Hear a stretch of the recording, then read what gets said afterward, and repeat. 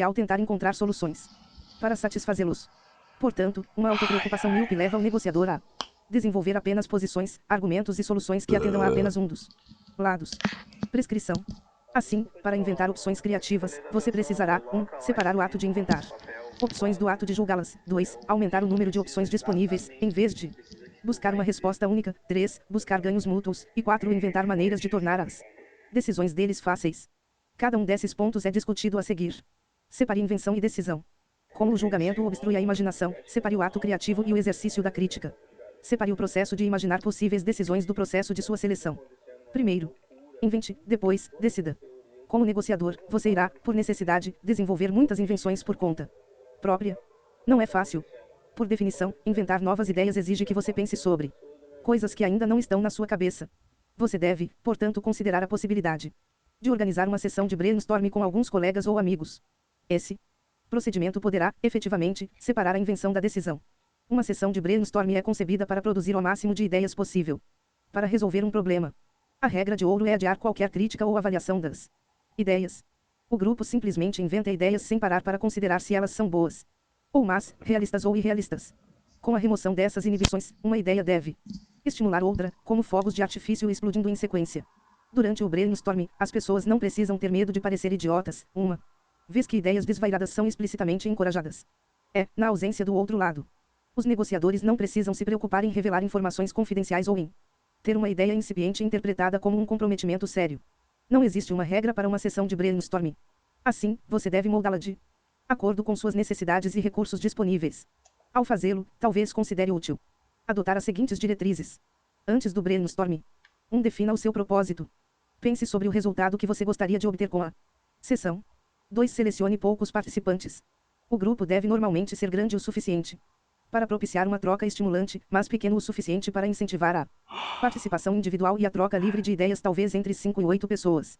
3. Mude de ambiente. Selecione um horário e um local que diferenciem a sessão, ao máximo possível, de uma reunião comum.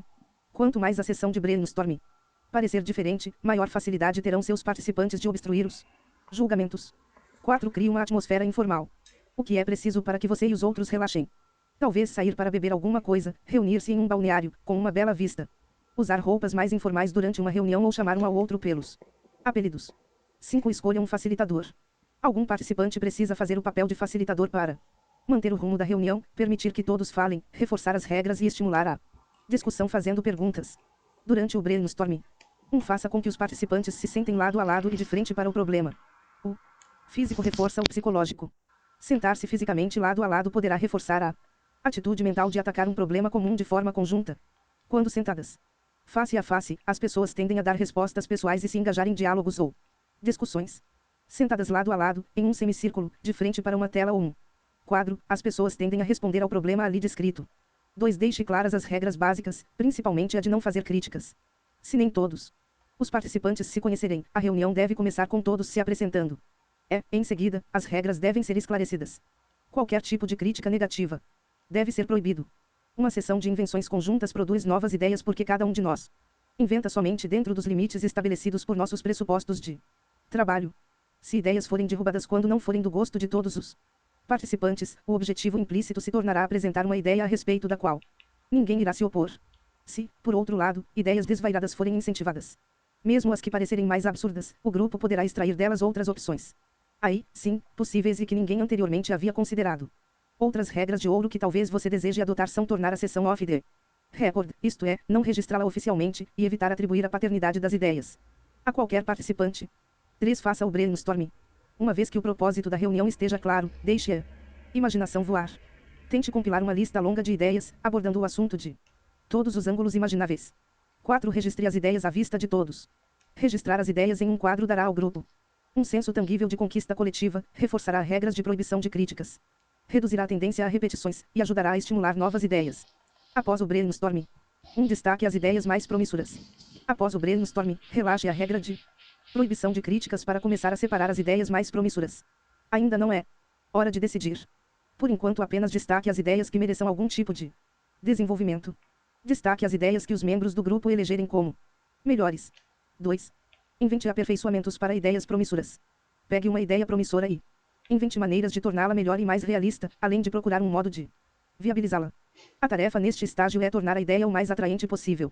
Comece qualquer crítica construtiva dizendo: o que mais gosto sobre esta ideia é ela. Poderia ser ainda melhor se. 3. Estabeleça um prazo para avaliar ideias e decidir. Antes de dispensar o grupo, faça uma lista seletiva e aperfeiçoada das ideias da sessão e estabeleça um prazo para decidir quais delas devem avançar nas negociações e como. Considere fazer uma sessão de brainstorm com o outro lado.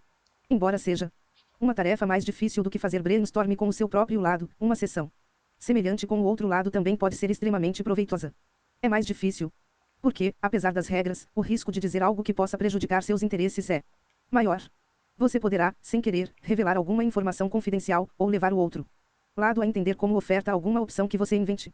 Apesar disso, sessões conjuntas de brainstorm têm a grande vantagem de produzir ideias que levam em conta os interesses de todas as partes envolvidas, de criar um clima de solução conjunta de problemas, e de educar ambos os lados sobre as preocupações do outro. Para proteger a si mesmo quando estiver fazendo brainstorm com o outro lado. Deixe bem clara a natureza da reunião, diferenciando-a explicitamente de uma sessão de negociação, onde as pessoas externam opiniões oficiais e têm suas falas registradas. As pessoas estão tão acostumadas a se reunir com o propósito de chegar a um acordo que qualquer outra motivação deve ser claramente enunciada. Para reduzir o risco de parecer comprometido com qualquer ideia, você pode adquirir o hábito de sempre oferecer pelo menos 2 alternativas ao mesmo tempo. Pode também colocar na mesa opções com as quais claramente discorde. Eu poderia lhe dar a casa de graça, ou você poderia me dar $1 milhão por ela, ou, como você, claramente, não estará endossando qualquer dessas ideias, as que vierem a seguir serão vistas como meras possibilidades e não propostas. Para imaginar como seria uma sessão conjunta de brainstorm, suponhamos que os líderes de um sindicato estejam se reunindo com os gerentes de uma mina de carvão, buscando reduzir greves relâmpago, não autorizadas, de 1 ou 2 dias. 10 pessoas, 5 de cada lado estão presentes, sentadas em torno de uma mesa, em frente a um quadro. Um facilitador neutro pede aos participantes que deem ideias e começa a anotá-las no quadro. Facilitador: muito bem, agora vamos ver que ideias vocês têm para lidar com esse problema de paradas não autorizadas do trabalho. Vamos tentar escrever 10 ideias no quadro em 5 minutos. Ok. Vamos começar. Tom? Sindicato: os supervisors deveriam ter o poder de resolver as queixas dos sindicalistas na hora. Facilitador: muito bem. Já anotei. Jim, você levantou a mão. Jim, gerente: um sindicalista deveria ser capaz de falar com seu supervisor sobre o problema antes de tomar qualquer ação que. Tom: sindicato: eles falam, mas os supervisors não ouvem. Facilitador: Tom, por favor. Por enquanto, sem críticas. Concordamos que isso será feito mais tarde, certo? E você, Jerry? Parece que você tem uma ideia. Jerry: sindicato: quando a questão de greve aparece, os sindicalistas deveriam ter permissão de se reunir no vestiário imediatamente. Roger: gerente: os gerentes poderiam concordar em permitir que o vestiário seja usado como local de reuniões do sindicato e poderiam assegurar a privacidade das discussões fechando a porta e deixando os supervisors do lado de fora. Carol: gerente: que tal adotar como regra que não haverá greve sem que antes os líderes sindicais e os gerentes tenham a oportunidade de resolver a questão na hora. Jerry: sindicato: que tal apressar esse procedimento de resolver as queixas e promover uma reunião dentro de, no máximo, 24 horas, caso o supervisor e o sindicalista não cheguem a um acordo entre eles. Karen: sindicato: é isso mesmo. E que tal organizar algum tipo de treinamento conjunto para os sindicalistas e os supervisors sobre como resolver problemas em conjunto? Phil: sindicato: se uma pessoa fizer um bom trabalho, demonstre reconhecimento. John: gerente: estabelecer um relacionamento amigável entre sindicalistas e gerentes. Facilitador: parece promissor, John, mas será que você poderia ser mais específico? John: gerente: bem, podemos formar uma equipe conjunta de beisebol. Tom: sindicato: e uma equipe de boliche também. Roger: gerente: que tal um piquenique anual para reunir todas as famílias? E por aí vai, com os participantes contribuindo e dando várias ideias, muitas das quais talvez nem surgissem fora de um ambiente de brainstorm.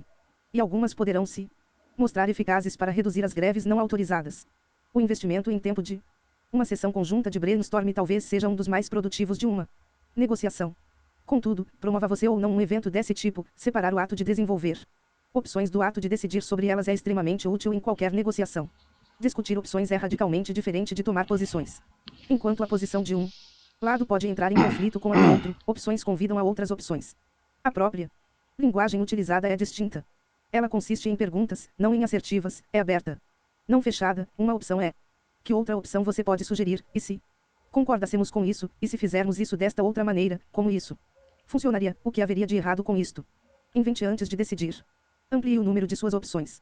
Mesmo com as melhores intenções, os participantes de uma sessão de brainstorm irão provavelmente atuar a partir do pressuposto de que estão realmente em busca de uma única resposta, a melhor, assim como quem procura uma agulha num palheiro. Neste estágio, contudo, você não deveria estar procurando o caminho certo. Você está criando espaço para uma negociação.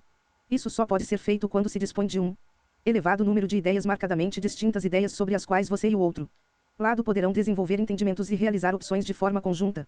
Um produtor de vinhos finos escolhe suas uvas a partir de um grande número de variedades. Uma equipe esportiva que deseje contratar talentos espalhará olheiros por todo o país para observar jogadores em torneios amadores ou em ligas universitárias. O mesmo princípio se aplica à negociação. A chave para a tomada de uma decisão sensata, seja na fabricação de vinhos, nos esportes ou em negociações, está na seleção adequada. A partir de um amplo leque de opções. Se lhe perguntassem quem deveria ganhar o Prêmio Nobel da Paz este ano, seria bom que você respondesse, bem, vamos pensar, e, em seguida, elaborasse uma longa lista de nomes entre diplomatas, homens de negócio, jornalistas, religiosos, juristas, políticos, acadêmicos, médicos e outros, certificando-se de que fossem incluídas várias ideias malucas. Dessa forma, você quase certamente terminaria tomando uma decisão de maior qualidade do que se tentasse fazer uma escolha imediata. Uma sessão de brainstorm libera as pessoas para que pensem livremente. Uma vez livres, elas precisam de maneiras de pensar sobre seus problemas e gerar soluções construtivas. Multiplique as opções alternando entre as específicas e as genéricas. A tabela circular. A tarefa de inventar opções envolve 4 tipos de raciocínio. O primeiro é pensar sobre um problema específico, a situação factual de que você não gosta. Por exemplo, o córrego poluído e mal cheiroso que corre nos fundos de sua propriedade.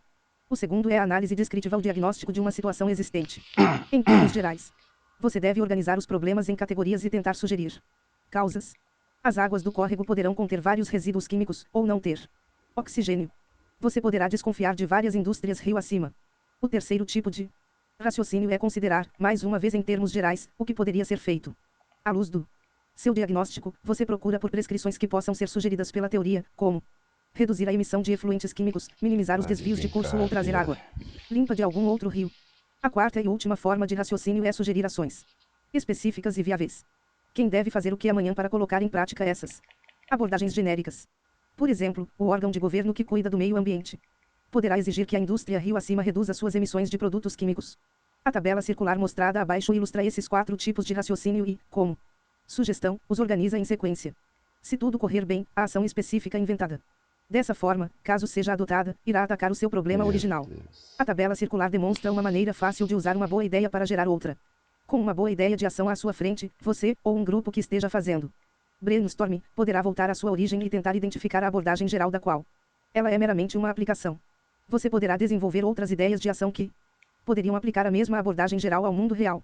Da mesma forma, você pode voltar ainda a uma etapa anterior e perguntar se essa abordagem teórica parece útil. Qual é a prescrição por trás dela? Tendo articulado a prescrição, você poderá gerar outras abordagens para lidar com um problema que tenha sido analisado dessa forma e, então, buscar ações que coloquem essas novas abordagens em prática. Portanto, uma boa opção colocada na mesa abre a porta para que se pergunte sobre a teoria que torna tão boa, e para que se use essa teoria para inventar outras opções. Um exemplo poderá ilustrar esse processo. Nas discussões sobre como lidar com um conflito na Irlanda do Norte, nos anos 1980, uma ideia era colocar professores católicos e protestantes trabalhando juntos em um livro sobre a história do país, a ser adotado no ensino fundamental de ambos os sistemas. O livro, que acabou se tornando realidade nos anos 1990, apresenta a história da Irlanda do Norte a partir de vários pontos de vista e contém exercícios que envolvem a representação de papéis e levam as crianças a se colocar no lugar de outras pessoas. A partir dessa sugestão de ações específicas e buscando identificar as abordagens teóricas que as embasarão, mais ideias úteis foram geradas. Isso resultou em propostas genéricas como: deveria haver conteúdos educacionais comuns aos 2 sistemas escolares. Católicos e protestantes deveriam trabalhar juntos em pequenos projetos, facilmente gerenciáveis. Deveria haver uma preocupação para que as crianças, desde pequenas, entendessem suas diferenças. História deveria ser ensinada de forma a esclarecer as percepções da verdade. Trabalhando em cima dessas teorias, outras sugestões de ações foram inventadas. Inclusive a de um projeto cinematográfico conjunto, de católicos e protestantes, que apresentasse a história da Irlanda do Norte a partir de diferentes perspectivas. Programa de intercâmbio de professores, e aulas comuns aos 2 sistemas para crianças matriculadas no ensino fundamental. Veja o problema pelos olhos de diferentes especialistas. Outra maneira de gerar múltiplas opções é examinar o seu problema a partir do ponto de vista de diferentes profissionais e disciplinas. Ao imaginar possíveis soluções para uma disputa sobre a guarda de uma criança, procure ver o problema da forma como seria visto por outra pessoa, como um educador, ou um banqueiro, psiquiatra, advogado de direitos civis, pastor, nutricionista, médico, feminista, técnico de futebol, ou alguém com qualquer Outro ponto de vista. Se estiver negociando um contrato comercial, invente opções que poderiam ocorrer a um banqueiro, um inventor, um sindicalista, um especulador imobiliário, um corretor de ações, um economista, um técnico tributário ou um socialista. Você pode também combinar o uso da tabela circular com essa ideia de ver o problema pelos olhos de especialistas de outras áreas. Considere, por sua vez, como cada especialista diagnosticaria a situação, que tipos de abordagem cada um poderia usar e que tipos de sugestão prática resultariam disso. Invente acordos de intensidades diferentes. Você pode multiplicar o número de possíveis opções de acordo colocadas na mesa imaginando versões mais fracas, que talvez fossem boas de ter em mãos, caso um acordo desejável fique comprovadamente além de seu alcance. Se não for possível chegar a um entendimento sobre substância, talvez seja possível concordar a respeito de um procedimento. Se uma fábrica de sapatos não puder concordar com um atacadista sobre quem deva arcar com os custos de uma remessa com produtos danificados, talvez seja possível submeter o assunto a uma arbitragem independente. Da mesma forma, se não for possível fazer um acordo permanente, talvez um temporário funcione. No mínimo, se você e o outro lado não conseguirem chegar a um acordo de primeira ordem, geralmente é possível estabelecer um de segunda ordem, isto é, concordar sobre suas discordâncias, de forma que ambas as partes saibam quais são as questões em litígio, o que nem sempre é óbvio. Os pares de adjetivos abaixo sugerem acordos potenciais de diferentes forças. Mais forte, mais fraco. Substantivo procedimental. Não consegue atacar Permanente o cara, provisório. você conseguir fazer esse Amplo gol. parcial. Final em princípio. Incondicional contingente. Vinculante não vinculante. Primeira ordem, segunda ordem. Mude o escopo do acordo proposto. Considere a possibilidade de variar não apenas a intensidade do acordo, mas também sua abrangência.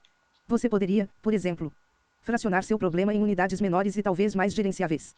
Para um potencial editor de seu livro, talvez você possa sugerir, que tal editar o primeiro volume por $300 e esperar para ver como isso funciona. Acordos podem ser parciais, envolver um número menor de lados, cobrir somente questões específicas, envolver apenas determinadas áreas geográficas ou vigorar por um período limitado de tempo. Pode ser também estimulante perguntar como o objeto do acordo pode ser